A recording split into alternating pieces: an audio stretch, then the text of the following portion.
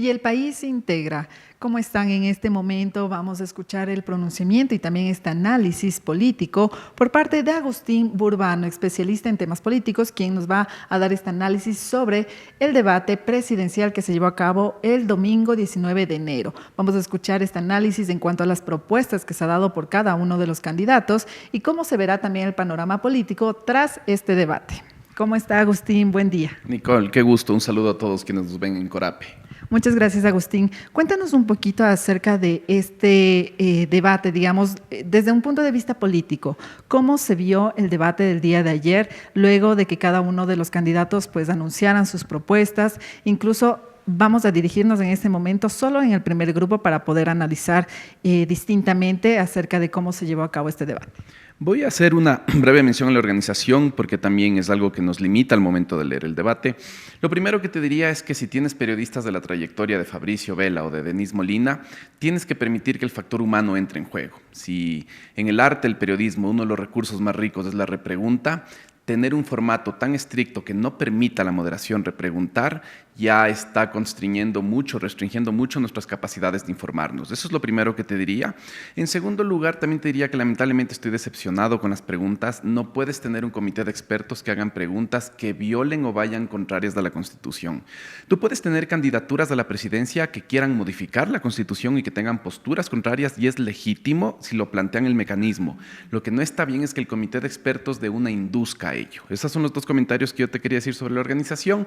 Y ya yéndonos al primer bloque, lo que destaca en el primer bloque en comparación con el segundo es que el primer bloque fue el grupo de candidaturas que tenían que atacar a Daniel Noboa. Por la presencia de Daniel Noboa, era el grupo de debate que tenía que hacer una observación a la gestión de Daniel Noboa más fuerte y creo que eso faltó.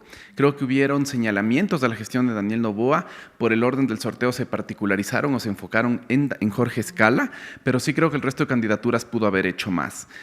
Eso es lo que te diría de entrada. Justamente, como tú señalabas de este tema constitucional, una de las preguntas que se realizó en cuanto al tema o el eje de seguridad era sobre aumentar o incrementar los años de penas para los adolescentes o menores de edad y que ellos sean pues juzgados como personas ya adultas. Esto fue una de las preguntas que se les enseñó o que tenían que responder los candidatos, en donde la mayoría señaló el tema de que sí es necesario que se incrementen las penas, pero por ejemplo el candidato Jorge Escala, quien señaló el tema de la educación, de que es necesario volver a invertir en educación. ¿Cómo ves tú tal vez que esta haya sido una de las preguntas?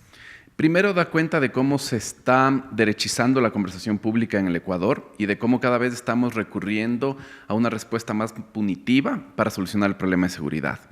Y el problema es que la pregunta ya te restringe primero. Cuando te preguntan si quieres dar un tratamiento de mayores de edad a niños, niñas y adolescentes que han estado involucrados en crímenes, estás dejando de lado todo un set de respuestas necesarias que son útiles y que son eficientes en otras partes del mundo y que tienen que ver con trabajar en factores de riesgo y factores de protección. Con esto no estoy diciendo que la seguridad no sea algo que se tenga que responder de manera integral. Necesitas un brazo derecho del Estado fuerte, sí, con mucha inteligencia y con muchos aparatos policiales y militares y de inteligencia depurados, con una justicia depurada, sin eso no se puede ir a ningún lado. Pero necesitas también un brazo izquierdo del Estado, políticas de bienestar y políticas, y un sistema económico y un modelo económico que te permita llegar a ser alguien en la vida sin tener que recurrir a economías ilegales. Creo que cuando ya restringen la pregunta de esa manera, no permiten que todas las candidaturas desarrollen su plan de gobierno en extenso. Y en este sentido sí destaco la respuesta que dio el candidato Escala por una parte y el candidato Jairala por la otra, porque son quienes mejor supieron integrar la complejidad que requiere el tema en este primer bloque. Y también, como señalábamos, Daniel Noboa estaba dentro de este primer bloque. ¿Cómo fue también su participación? ¿Cómo se vio contrarrestada con el resto de los candidatos? Mira, creo que a Daniel Noboa se le juntaron los astros porque hubieron muchas cosas que le favorecieron. En primer lugar, el formato. Él es una persona que en sus intervenciones públicas habla poco y que haya habido tan poco tiempo para explayarse y para describir le resulta favorable a él. De hecho, en su primera intervención le sobró el tiempo. Lo segundo, él sí salió favorecido por el sorteo porque estuvo rodeado de candidaturas que tienen una tendencia ideológica más ambigua o del centro hacia la derecha o la ultraderecha en el caso de algunas candidaturas, y eso le permite a él seguir polarizando el electorado y acumulando los votos de ese sector del electorado. Ahí quienes marcaron la diferencia en términos ideológicos fueron Escala y Jairala. Lo tercero que te puedo decir sobre el candidato Noboa es que salió relativamente indemne. Sí creo que es un golpe no haber sabido los nombres de los 4 niños desaparecidos en las Malvinas, no haber podido recordar o haber desconocido el nombre de Ismael, Josué, Saúl y Steven. Es algo que sí le va a costar en segunda vuelta, porque hay una porción del electorado que tiene fuerte regambre liberal, que fue anticorreísta en su momento y que ahora está muy decepcionada del gobierno por esta desaparición forzosa y por el tratamiento que el gobierno y la respuesta le ha dado a este problema, y ahí esto le puede costar en segunda vuelta dentro de esa porción del electorado. Justamente ahorita que también topas el tema del correísmo, en el segundo grupo los candidatos estaban respondiendo las preguntas, pero casi siempre eran dirigidas a un ataque político hacia el correísmo. ¿Cómo ves tú también que se haya dado pues este pronunciamiento dentro del debate cuando tenían que responder precisamente cada una de las preguntas de los ejes? Bueno, ahí está otra vez la restricción al factor humano. Si es que hubieran tenido más margen de libertad Fabricio y Denise, hubieran podido cortar las respuestas de las candidaturas y decirles que por favor respondan lo que se les está preguntando. De hecho, eso pasó con Daniel Noboa en el primer bloque, cuando se le preguntó sobre el tema de la deuda de los $90 millones en el SRI de su grupo económico. En el segundo bloque sí había una estrategia de tratar de atacarle al correísmo, en parte para posicionarte como la tercera vía y en parte porque todavía seguimos organizados por esta lógica correísmo-anticorreísmo. Lo que sí destacaría ahí son 2 cosas. Por una parte, sí noté cierto comportamiento respetuoso entre Leonidas Issa y Luisa González, y eso sí da cuenta de cómo están viéndose entre Luisa y Leonidas, ya no solo en su relación dentro del campo de las izquierdas o del campo nacional democrático, plurinacional, democrático popular, sino dentro de la competencia electoral en general. Creo que se sienten más cercanos y se identifican más que el resto de candidaturas, y eso se notó ayer. Lo otro que te diría respecto del anticorreísmo, creo que Andrea González es una de las que destaca para esa porción del electorado, y creo que eso también puede afectarle un poco al presidente Noboa, porque terminó disputándole la representatividad de yo soy la verdadera anticorreísta, yo soy más anticorreísta que tú, Daniel, y eso en primera vuelta le puede quitar un poquito de votos. Si es que Andrea crece, va a ser expensas de Daniel Noboa. Lamentablemente seguimos organizados por esta lógica correísmo-anticorreísmo. No te digo lamentablemente porque creo que se están expresando intereses políticos legítimos dentro del correísmo y dentro del anticorreísmo.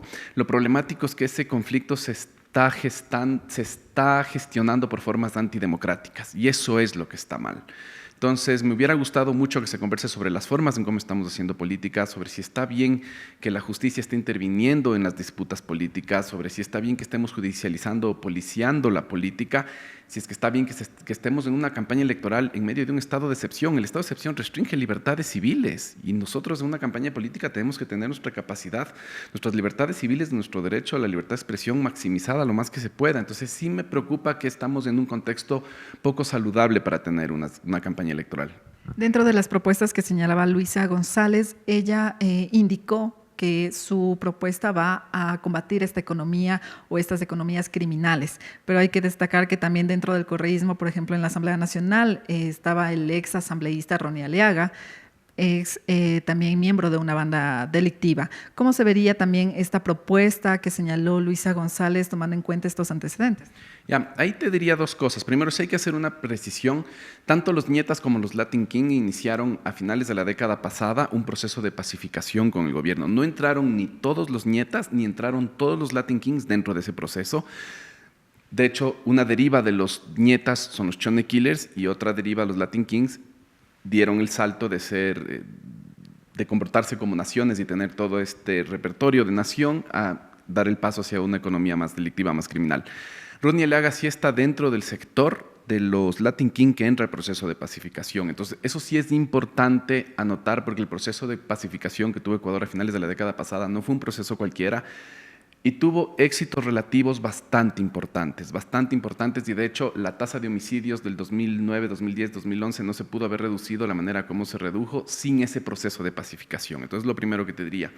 Lo segundo es que sí es una problemática que dentro de las organizaciones políticas en general, porque tú me señalas a Ronnie Aliaga dentro de la Revolución Ciudadana, pero yo te puedo señalar a Rubén Cherres dentro de Creo, y te puedo señalar el asesinato de Fernando Villavicencio en Construye, que no se pudo haber dado sin connivencia interna. O sea, el sistema político ecuatoriano también necesita depurarse de las economías ilícitas. Y eso no es algo que le atañe solo a una organización política, sino es algo que tiene que ocurrir de manera general. Y ahí sí, la UAFE y el CNE tienen un rol fundamental, pero lamentablemente no han mostrado motivación propia y han tenido una falta de iniciativa propia para que entre un convenio interinstitucional y los dos, y bueno, la UAFE está muy debilitada, con un presupuesto de $40,000 al año no puede hacer mucho, pero se tiene que empezar a investigar con fuerza y con inteligencia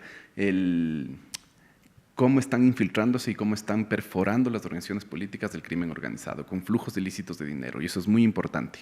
En temas de corrupción también el candidato Iván Saquicela había señalado que su propuesta sería la eliminación del Consejo Nacional de la Judicatura, por ejemplo. ¿Qué tan factible sería esto para el Ecuador en caso de que el candidato pues, llegue a ser presidencial?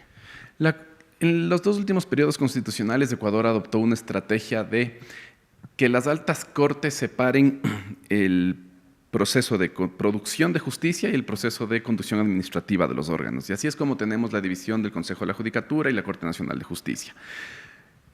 Hay ciertas propuestas en el Ecuador que están pidiendo que regresemos a los esquemas anteriores, donde no existe esta división entre la justicia y lo administrativo. Algo similar sucedería en el Consejo Nacional Electoral. Tienes el Tribunal Contencioso Electoral, que hace la parte justicia, tienes el Consejo Nacional Electoral, que hace la parte administrativa de las elecciones. Yo creo que hay que tomar con pinzas cuando el candidato Saquicela nos dice esto, porque nos dice esto en medio de una pugna personal que él tuvo con el Consejo Nacional de la Judicatura. Entonces no sabemos qué tanto hay de interés y de bien público en su propuesta y qué tanto hay de interés personal en su propuesta, porque al fin y al cabo el Consejo de la Judicatura sí tiene un comportamiento ambivalente, porque el control que puede hacer sobre el comportamiento de los jueces puede ser conducido tanto para que los jueces tengan un incentivo para operar en favor del bien público, como que los jueces tengan un incentivo para operar en bien de la corrupción o de actos clandestinos o colusión. Entonces, sí creo que hay que tomar con pinzas cuando el candidato Saquicela está planteando esto. Tras este primer debate de los presidenciales, ¿cómo se verá el panorama político y para las elecciones que será este 9 de febrero? ¿Cómo se verá el tema de la segunda vuelta, por ejemplo? ¿Cuáles son tal vez los candidatos más fuertes o que tengan mayor posibilidad de llegar a la segunda vuelta tras este debate político? A ver, ahí te diría dos cosas, porque creo que es necesario hacer mención al debate vicepresidencial. Creo que hubo muchas figuras del debate vicepresidencial que dejaron en claro que tienen mejor preparación y que están en una mejor posición para irradiar un proyecto de país que las candidaturas a la presidencia. Creo que eso es lo primero que te diría. Hay nombres que llamaron muy gratamente la atención: Verónica Silva, Cristina Reyes. Desde el otro lado del espectro político, la candidata a la vicepresidencia, Larrea, pero hubieron muchas figuras en el debate de las mujeres que estuvieron mejor y mucho más a la altura que de los hombres, y eso sí nos hace pensar si no es momento de que empecemos ya a pensar por una opción de mujer en la papeleta. Eso es lo primero que te diría. Lo segundo que te diría es que de cara a una segunda vuelta, lo que veo es que vamos a profundizar la polarización. En el 2023 tuvimos una elección donde había cierta fragmentación, sobre todo en los votos de la derecha en la primera vuelta. No tanto en la izquierda, pero sí en la derecha. Ahora lo que vemos es que en primera vuelta Daniel Noboa está monopolizando todos los votos de la derecha y sobre todo del anticorreísmo. No es un dato menor que Daniel Noboa tenga una aceptación menor a su gestión que el anticorreísmo. El anticorreísmo tiene una aceptación mayor, hay más gente que se identifica en ese plano político y es lo que está tratando de maximizar Daniel Noboa. Veo que el reto de Daniel Noboa va a ser seguir maximizando en ese campo. El reto de Luisa González va a ser construir confianza, sembrar confianza en el electorado de Leonidas Issa, sembrar confianza en el electorado también de todo un sector liberal que no es simpático, a las que el correísmo, la Revolución Ciudadana no le cae simpático y a quienes tiene que convencer por su distanciamiento actual con el gobierno. Hay que ver quién es más efectivo en esas estrategias. Perfecto, muchísimas gracias, Agustín. Así es, en este momento, como escuchábamos, Agustín Burbano, analista político, quien nos dio un contexto y un panorama acerca de cómo serán estas elecciones generales de 2025 que se realizarán el 9 de febrero, en donde también tendremos a los 16 candidatos presidenciales y que tras este debate que se realizó el día de ayer, domingo 19 de enero, en donde conocimos cuáles son estas propuestas de cada uno de los candidatos. Hemos escuchado que tocará esperar para ver cómo se da también este panorama durante estas semanas, en donde la ciudadanía estará pendiente de estas propuestas y cuál será el pronunciamiento de cada uno de los candidatos, y también tomando en cuenta el debate vicepresidencial que se llevó a cabo el 12 de enero de este año. Con esta información estaremos pendientes para traerles más novedades. Corape informa.